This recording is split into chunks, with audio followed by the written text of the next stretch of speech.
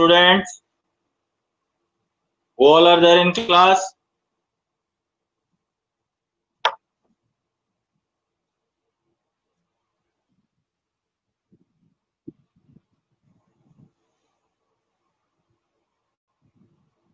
प्रियांशी, हर्षित, कनिका, वंशिका पालीवाल, निहारिका, दिव्या, सोनू, झील,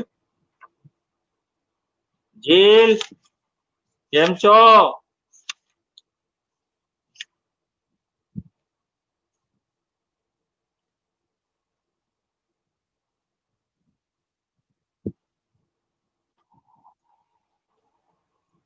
तेरे को मैं मैम दिख रहा हूँ गौरव? है तेरी आंखें खराब हो गई क्या?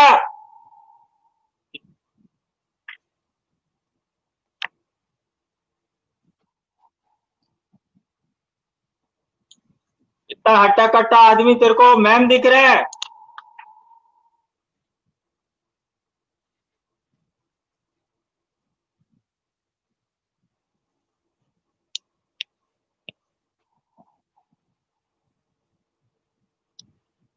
आज हम स्टार्ट करेंगे बुक का page number, economic concept and planning chapter चल रहा था, page number 191। Page number 191 topic है increasing importance of tertiary sector in production. तो टॉपिक है increasing importance of tertiary sector in production. Production has increased in all sectors of economy in last few years, but highest increase in production has been noticed in tertiary sector. So this sector emerged as the largest sector in production in India, replacing the primary sector. Although contribution of all the three sectors in gross domestic products has changed, yet there has been no important change in employment. Why did employment not shift from primary sector? It is so because there was no certain of employment opportunities in secondary tertiary sectors. With the result, about 50% workforce is employed in primary sector, mainly in agriculture sector, and its contribution in gross domestic product is even less than 15%. On the other hand, more than 85% contribution in gross domestic product is from secondary and tertiary sector. These sectors provide employment to 50% people. Recent years में देखा गया है सबसे ज्यादा जो growth हुई है वो टर्शियरी सेक्टर में हुई है। सबसे ज्यादा ग्रोथ टर्शियरी सेक्टर में क्यों हुई है? इसके बहुत सारे कारण और फैक्टर्स हैं। एक फैक्टर तो ये है कि ग्लोबलाइजेशन की वजह से टर्शियरी सेक्टर में बहुत ज्यादा ग्रोथ हुआ है। ग्लोबलाइजेशन की वजह से आज जो है ग्लोबली हम सारे कंट्रीज एक दूसरे कंट्रीज से कनेक्टेड है। ग्लोबली हम एक दूसरे के साथ व्यापार कर रहे हैं, इंपोर्ट एक्सपोर्ट हो रहा है। आज कोई ऐसी चीज नहीं है जो वर्ल्ड में किसी जगह नहीं पाई जाती। आज मुझे कोई लंदन, अमेरिका, फॉरेन ब्रांड पहनना हो तो वो सारे हमारे कंट्रीज में अवेलेबल है। न केवल हमारे कंट्रीज बल्कि हर शहर में अवेलेबल है और आजकल तो गांव में भी अवेलेबल है। आज जैसे मुझे Adidas, Nike, Puma, Louis Philippe, ये जो बड़े बड़े ब्रांड्स है बाहर के, ये सब के शोरूम्स आज इंडिया में है। तो कपड़े से लेके, जूते से लेके, गाड़ियों से लेकर जो है हर एक गाड़ी जो है वो इंडिया में ही अवेलेबल है। रॉयल्स तक जो है वो भी इंडिया में अवेलेबल है। तो ये क्यों है? क्योंकि ये ग्लोबलाइजेशन का मार्केट है। फॉरेन का हर एक ब्रांड जो है वो इंडियन मार्केट्स में अवेलेबल है। वाइस वर्सा इंडिया के अचार पापड़ भी लंदन के स्ट्रीट्स में बिकते हैं। तुमको यहां तक बता दूं कि अभी मैंने रिसेंटली यूट्यूब पे ही देखा था कि लंदन में बहुत सारे फॉरेनर्स हैं जो लंदन बिग बैन में एरियाज में और स्ट्रीट्स में जो है, जैसे हमारे यहाँ पताशी के स्टॉल लगते हैं, वहां पर पताशियां बिक रही है। तो ये दिखा रहा है कि ग्लोबलाइजेशन से क्या फर्क पड़ा है। इसी ग्लोबलाइजेशन की वजह से जो है टर्शियरी सेक्टर बहुत ज्यादा ग्रो की है। आज कोई सोच नहीं सकता था, आज ऑनलाइन फूड डिलीवरी सिस्टम हो गई है कि आज मुझे कोई भी खाना खाना हो, किसी भी फेमस रेस्टोरेंट की मिठाई खानी हो, सब्जी खानी हो, तो मुझे उस रेस्टोरेंट में पर्टिकुलरली गाड़ी लेकर जाने की जरूरत नहीं है। मैं ऑनलाइन ही बुक कर सकता हूँ, ऑर्डर कर सकता हूँ और मेरे डोर स्टेप पे आ जाएगी। इसी तरीके से फल, सब्जियां, यहाँ तक कि राशन, परचूनी का सामान, आटा, चावल, चीनी तक लेने की जरूरत नहीं, वो भी आजकल जो है होम डिलीवरी घर पे ही हो जाती है। तो यहाँ तक कि अमेज़न से भी आजकल हम राशन मंगा सकते हैं।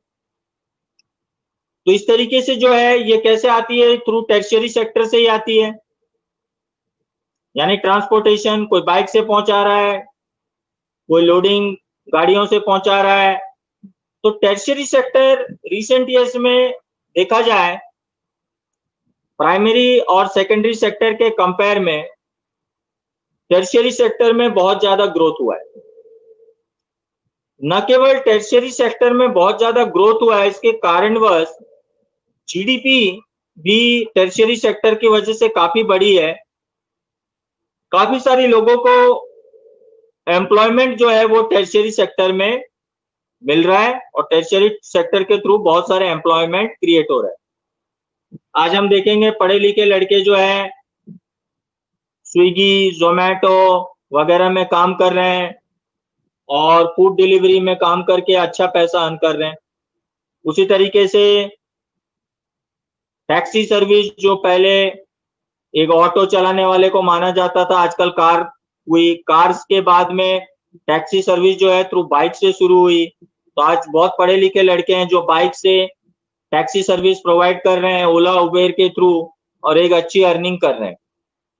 तो ये एग्जांपल्स हैं जो बताते हैं कि किस तरीके से टर्शियरी सेक्टर में ग्रोथ हुई है और इस टर्शियरी सेक्टर में ग्रोथ होने की वजह से जो है एम्प्लॉयमेंट भी कितनी ज्यादा जो है वो क्रिएट हुई है। तो ये दिखाता है टर्शियरी सेक्टर्स के बेनिफिट्स। अब देखो नेक्स्ट टॉपिक दिया economic growth and economic development. Countries with higher income are considered more developed than those with low income. More income means the availability of more goods to fulfill human needs. As different nations have different size of population, so for comparison among nations, total income is not a suitable criteria. By comparing total income, we cannot determine how much average person is earning. So average or per capita income is given more importance than national income. The change in time, increase in national income and per capita income is defined as increase in economic growth. National income and per capita income are very useful in calculating development level and progress of a country, but it is not the suitable index to show the development and welfare progress of a country. Economic growth and economic development पढ़ने से पहले एक चीज और हमको पढ़ना पड़ेगा कि डेवलप कंट्री और डेवलपिंग कंट्री के बीच में क्या डिफरेंस है। कौन से कंट्रीज हैं जिनको डेवलप कंट्रीज कहा जाता है, कौन से कंट्रीज है जो डेवलपिंग कंट्रीज है। देखो डेवलप कंट्रीज और डेवलपिंग कंट्रीज, डेवलप्ड कंट्रीज वो कंट्रीज हैं जहां पर लोग समृद्ध हैं, हर बेसिक नेसेसिटीज इजीली अवेलेबल है, जहां पर कोई भी ह्यूमन बेसिक नेसेसिटी की वजह से कोई दुख नहीं पा रहा है, कोई स्ट्रगल नहीं कर रहा है, जहां के लोग समृद्ध हैं, खुशहाल हैं इकोनॉमिकली, ऐसे कंट्रीज को हम कहते हैं डेवलप्ड कंट्रीज। जैसे कि जहां पर लोगों की अच्छी इनकम है, अच्छी एजुकेशन मिल रही है, अच्छी हेल्थ फैसिलिटीज मिल रही है, रोड सिस्टम, इलेक्ट्रिसिटी, वाटर, ऐसी कोई समस्या नहीं है, जॉब अपॉर्चुनिटीज की कोई समस्या नहीं है, ऐसे कंट्रीज को हम कहते हैं डेवलप्ड कंट्रीज। जो कंट्रीज इन सब चीजों को अटेन करने की, इन सब चीजों को हासिल करने की, इन सब चीजों को पाने की प्रयास कर रहे हैं, उनको हम कहते हैं डेवलपिंग कंट्रीज। यूएसए एक डेवलप्ड कंट्री है, इंडिया हम कहते हैं डेवलपिंग कंट्री है। क्यों? का रीजन है आज भी इंडिया में हर जगह प्रॉपर रोड फैसिलिटीज नहीं है, आज भी ऐसे कई गांव हैं जहां इलेक्ट्रिसिटी नहीं है, हेल्थ फैसिलिटीज पर्याप्त नहीं है, एजुकेशन फैसिलिटीज पर्याप्त नहीं है, आज भी हमारे देश में इलिटरेसी है, आज भी हमारे देश में का जो एक पार्ट ऑफ पॉपुलेशन है वो इलिटरेट है, जॉब अपॉर्चुनिटीज प्रॉपर नहीं है, जो लोग एडुकेटेड हैं उनको अपनी एजुकेशन के हिसाब से प्रॉपर जॉब अपॉर्चुनिटीज नहीं मिल पा रही है। इस वजह से जो है हम इंडिया को एक डेवलपिंग कंट्री कहते हैं। जब ये सब हम अचीव कर जाएंगे तब हम अपने आप को डेवलप कह सकते हैं। तो आज की सच्चाई तो यह है कि we are a developing country, हम इन चीजों को पाने का प्रयास कर रहे हैं। अब कोई भी डेवलपिंग कंट्री कैसे बनेगी? कोई भी डेवलपिंग कंट्री तब बनेगी जब उसका नेशनल इनकम या नेशनल इकोनॉमी बढ़ेगी।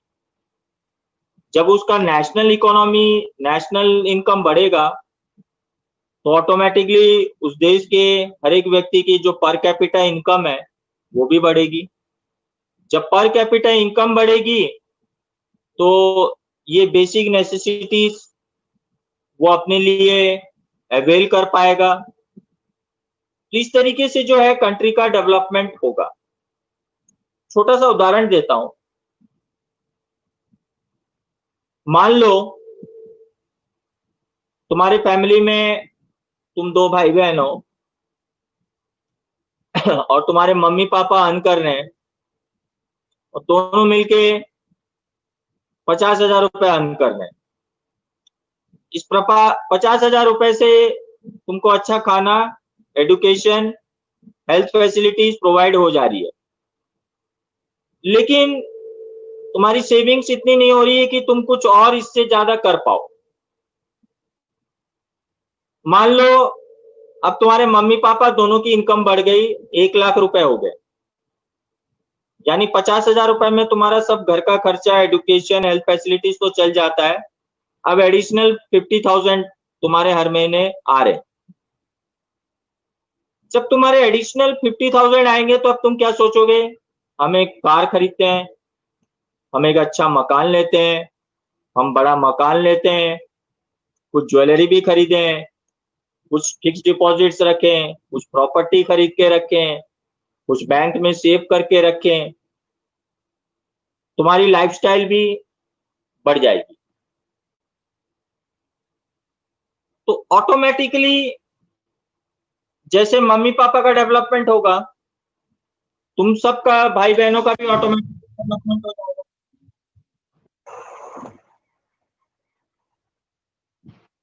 तुम सब भाई बहनों का भी डेवलपमेंट हो जाएगा। तो इस तरीके से कंट्री भी एक फैमिली की तरह है।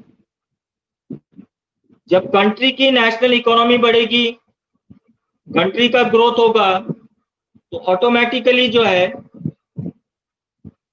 पर कैपिटा इनकम हर एक व्यक्ति की बढ़ेगी और इस तरीके से हर एक व्यक्ति का भी ग्रोथ होगा। अब एक चीज फैक्टर और है, हम ये भी देखते हैं कि हर कंट्री की करेंसी लेवल जो है वो इक्वल नहीं होती। जैसे इंडियन करेंसी $1 के मुकाबले अराउंड 72 रुपीज है। इतना फर्क क्यों है? यूरो में 70 से भी यूरो में और ज्यादा है, दिनार में भी है। ये फर्क क्यों है? इसको याद है, मैंने क्लास में बताया था कि करेंसी वैल्यू किसी कंट्री की कैसे डिसाइड होती है। किसी भी कंट्री की करेंसी वैल्यू कैसे डिसाइड होती है, ये मैंने एक बार क्लास में बताया था। किसको याद है? कौन बता पाएगा इसका आंसर? किसी भी कंट्री की करेंसी वैल्यू कैसे डिसाइड होती है?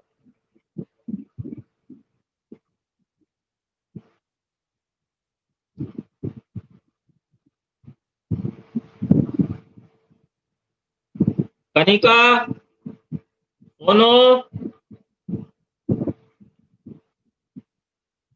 निहारिका,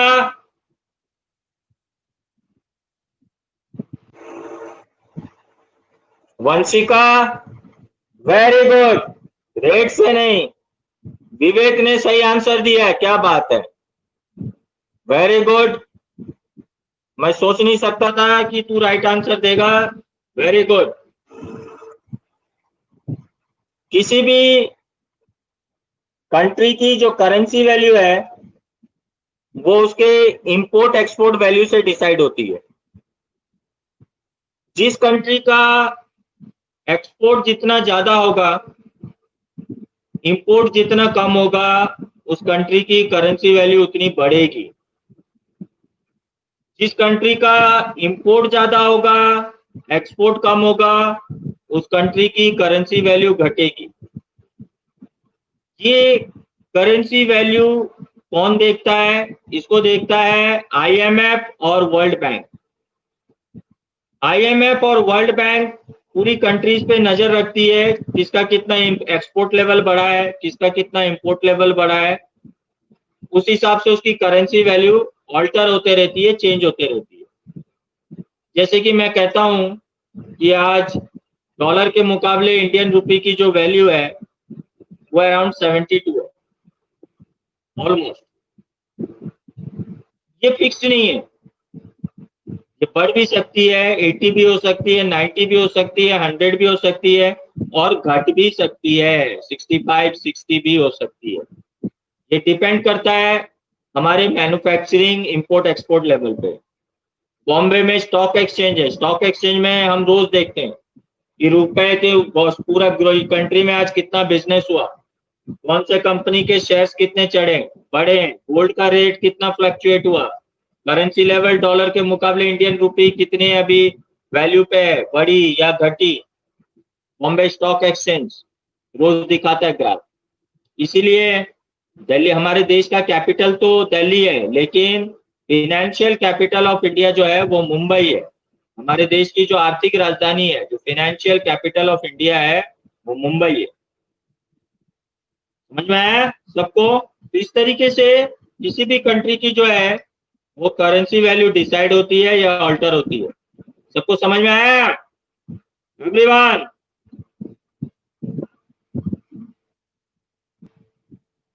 हाँ,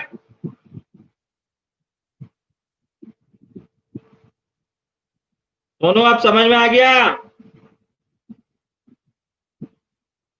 हाँ जी मैडम, वंशिका पालीवाल। वो निहारिका कहाँ है? वो चश्मा नहीं लगाई होगी मेरे को लग रहा है। निहारिका, मैं दिख रहा हूं तेरे को साफ साफ? ओके।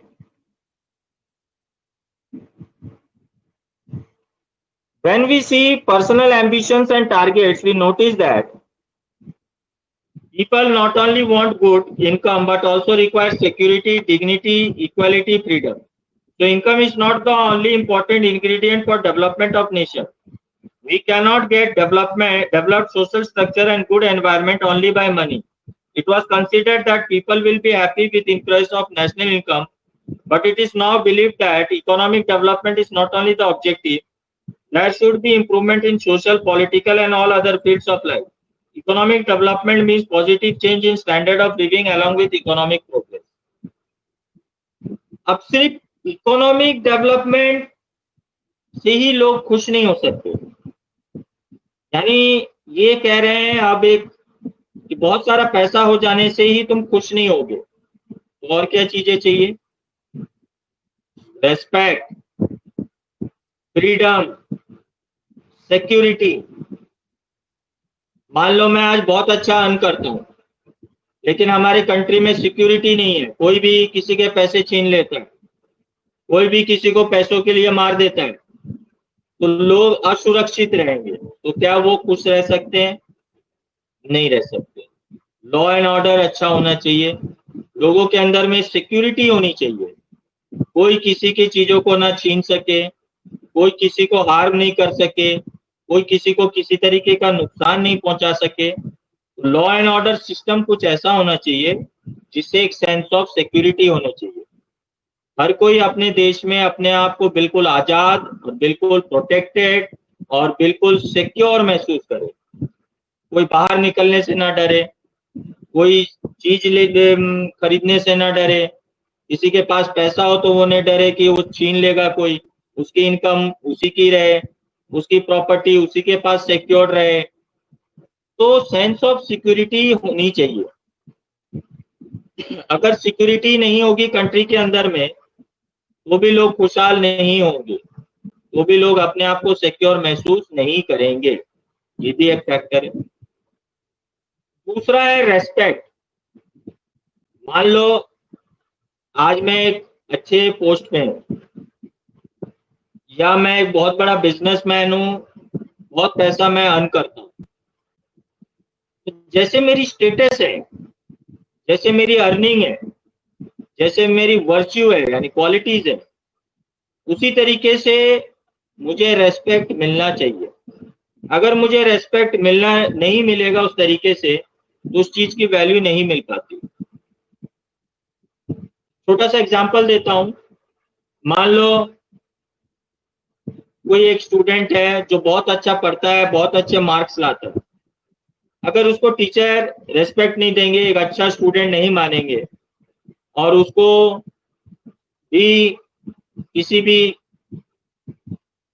एक बैड स्टूडेंट की तरह ट्रीट करेंगे तो क्या उसको अच्छा लगेगा कि मैं आज इतना मेहनत करता हूँ, मैं इतने अच्छे मार्क्स लाता हूँ, मेरे को कोई रिकॉग्निशन नहीं देता। अभी विवेक ने राइट आंसर दिया, मैंने उसको गुड कहा, क्यों? एनकरेज किया कि उसको भी अच्छा लगे कि सर ने मेरे को गुड कहा कि मैंने राइट आंसर दिया, तो अगली बार वो और आंसर देने के लिए सोचेगा, प्रयास करेगा। और मैं बोलूंगा यही आंसर है, ठीक है ठीक है, तो बोलेगा सर ने, मैंने राइट आंसर देता हूं तो भी सर मेरे को ऐसे ट्रीट करते हैं, आंसर नहीं दे पाता हूं तो भी सर मेरे को ऐसे ट्रीट करते हैं, तो उसके अंदर में एक प्रोग्रेसिव फीलिंग्स नहीं आएगी।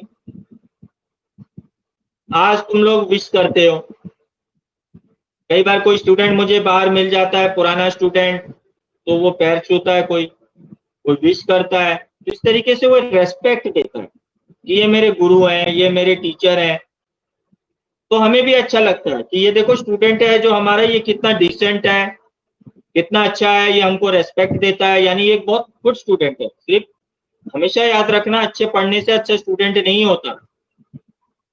एक अगर लड़का बहुत अच्छा मार्क्स लाता है या बहुत अच्छा पढ़ता है, कोई भी गर्ल या बॉय, इसका मतलब ये नहीं कि वो अच्छा स्टूडेंट हो गया। अच्छा स्टूडेंट तब होता है जब वो अच्छा पढ़ता है, उसका कैरेक्टर अच्छा होता है, तो सबको रेस्पेक्ट देता है, सबके पास एक गुडविल क्रिएट करता है, that is a good student.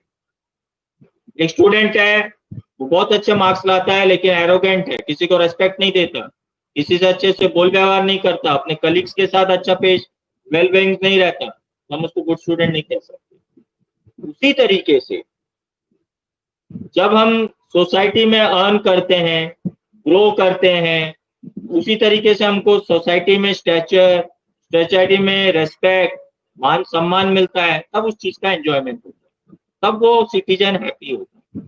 तो इसीलिए मनी फैक्टर के अलावा भी ये सारे फैक्टर्स बहुत इंपॉर्टेंट होते हैं।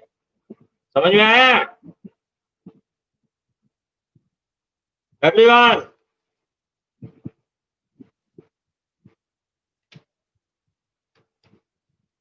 वो दिव्यांशु है क्या क्लास में? Divyanshu,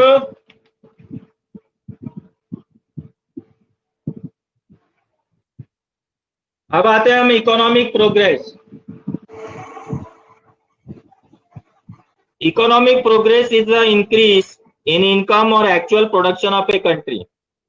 Along with time, it indicates the increase in national income and per capita income.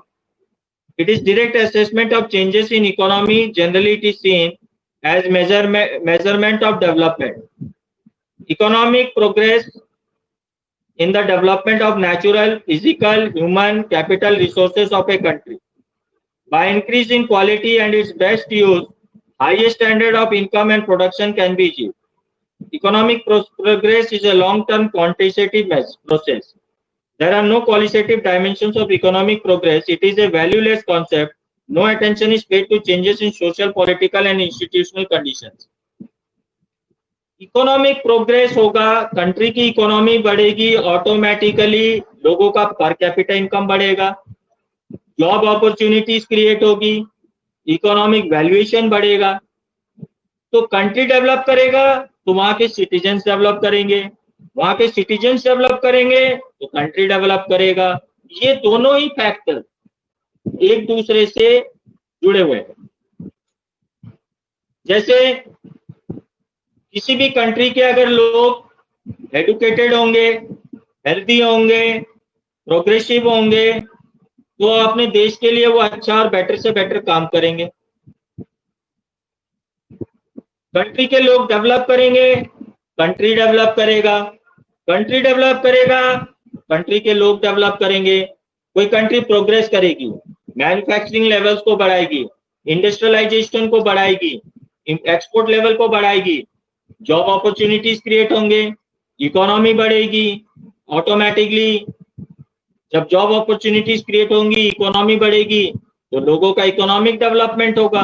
तो इस तरीके से ये दोनों ही फैक्टर्स एक दूसरे से जुड़े हुए। सोशल फैक्टर तो अलग है, लेकिन इकोनॉमिक प्रोग्रेस और लोगों का प्रोग्रेस कहीं ना कहीं दोनों एक दूसरे से कनेक्ट करते हैं।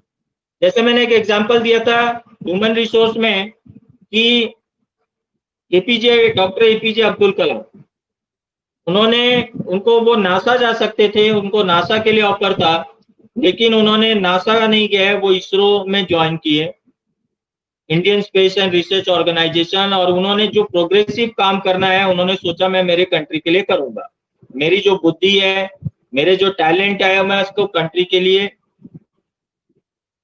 यूज करूंगा। तो उन्होंने हमारे देश को 4-5 बैलिस्टिक मिसाइल्स बना के दिए, जिसकी वजह से उनका नाम मिसाइल मैन ऑफ इंडिया पड़ा, जिससे हमारी डिफेंस सिस्टम बहुत ज्यादा जो है पावरफुल बनी। तो अगर एक व्यक्ति इतना प्रोग्रेसिव वर्क करता है और कंट्री के लिए इतना बेनिफिट कर सकता है, तो सोचो हमारी 125 करोड़ की आबादी है, अगर हर एक व्यक्ति थोड़ा सा प्रोग्रेसिव होके काम करे या कंट्री का प्रोग्रेस की सोचे, तो हमारे कंट्री किस लेवल तक प्रोग्रेस कर सकता है। तो ये दोनों इसीलिए जुड़े हुए हैं। Economic development is a broader concept than economic growth.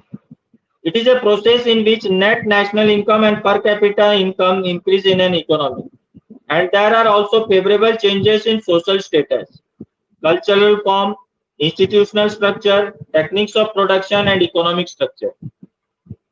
Economic development assures economic, social and political welfare of the nation. There are also qualitative aspects of economic development. These qualitative aspects cannot be expressed by increasing net national income and per capita income. The sum total of economic development and favorable changes in social culture, political and institutional structure is called economic development. Economic progress is an important aspect of economic development, so there can be no development without progress. Economic development is considered more suitable than economic progress in measuring welfare and standard of development of nation. जैसे कि मैंने कहा अभी, किसी भी एक marks लाने से एक स्टूडेंट अच्छा नहीं हो जाता, हमको हमारे इनर क्वालिटीज को भी डेवलप करना होता है। हम जिस तरीके का कैरेक्टर अपना डेवलप करेंगे, जिस तरीके का इमेज क्रिएट करेंगे, समाज में हम उसी तरीके से रिकॉग्नाइज किए जाएंगे। यानी अगर हम एक बहुत अच्छा कैरेक्टर डेवलप करेंगे, बहुत अच्छी इमेज बनाएंगे, तो वो इमेज जो है हमारी कंट्री में या लोगों के बीच या हमारी सोसाइटी के बीच लोग हमको उसी नजरिया से देखेंगे कि ये एक अच्छा स्टूडेंट है, ये एक डिसेंट स्टूडेंट है, ये एक स्पोर्टिव है। तो इस तरीके से जो है automatically that paves the way for your economical growth. वो तुमको ऊपर जाने का या इकोनॉमिकल ग्रोथ एक रास्ता तैयार हो जाता है। कि हर कोई तुमको एक अच्छी नजर से देखेगा, हर कोई तुमको एक वैल्यू देगा, हर कोई तुमको एक प्रायोरिटी देगा, हर कोई तुम्हारे से अच्छे से बोलेगा, हर कोई तुम्हारे से अच्छे से पेश आएगा, तो तुम्हारे लिए ऑटोमेटिकली अच्छे लोगों में के बीच में अपॉर्चुनिटीज क्रिएट होती चली जाएंगी. So that will pave a way for economic progress for you, and that will create an economic development for you. In development of social science, when it was considered the level of income and per capita income were sufficient criteria for measuring economic development, some other concepts of development like continuous development and human development become popular. Continuous development and human development become popular. मान लो तुम एक बहुत बड़े businessman हो, बहुत rich हो, लेकिन तुम बहुत घमंडी हो, तुम किसी से बोल व्यवहार नहीं रखते, तुम सोसाइटी में गुड इमेज नहीं रखते,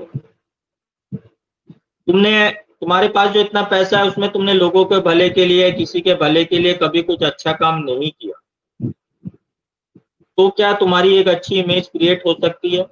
नहीं हो सकती. क्या लोग तुमको एक बहुत रेस्पेक्ट देंगे? नहीं देंगे. जो तुम्हारे अंडर में काम करेंगे वही सिर्फ डर के मारे तुमको थोड़ा बहुत रेस्पेक्ट देंगे, लेकिन बाकी लोग तुमको रेस्पेक्ट नहीं देंगे. एक अच्छी छवि बनाना भी बहुत जरूरी होता है. अभी जैसे डॉक्टर एपीजे कलाम को हम एक आइडियल पर्सन मानते हैं. उन्होंने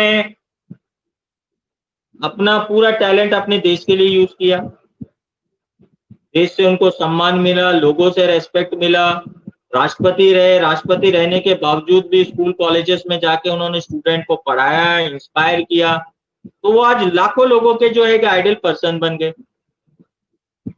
ये जरूरी होता है कि हम उसको एक प्रोग्रेसिव वे में काम करें. अगर सिर्फ तुमने पैसा कमाया तो तुम सिर्फ इकोनॉमिकली डेवलप हो, एज ए ह्यूमन बीइंग तुम डेवलप नहीं हुए.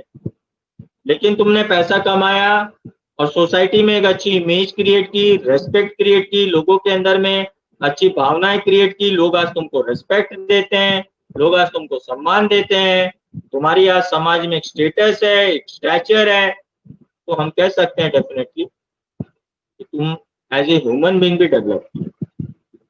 तो this is an important factor. आज के लिए इतना ही. नेक्स्ट क्लास में हम स्टार्ट करेंगे कंटिन्यूअस डेवलपमेंट से, कंटिन्यू करेंगे. So that's it for today. Thank you. Have a nice day. Bye. Nyarika bye. कहाँ देख रही है? चश्मा लगा.